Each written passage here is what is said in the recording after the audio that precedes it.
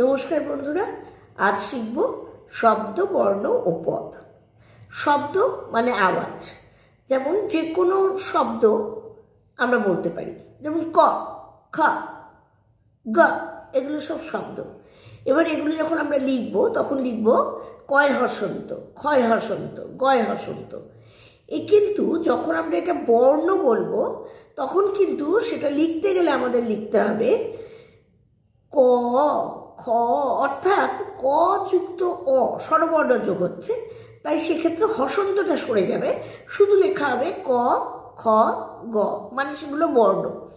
এইভাবে যখন এক বা একের বেশি বর্ণ যোগ হয়ে শব্দ গঠন করা হবে, সেই শব্দের একটা অর্থ থাকবে, আর এই শব্দগুলো যখন বাক্যে বিভক্তিযুক্ত হয়ে ব্যবহৃত হবে তখন সেটা হয়ে যাবে পদ।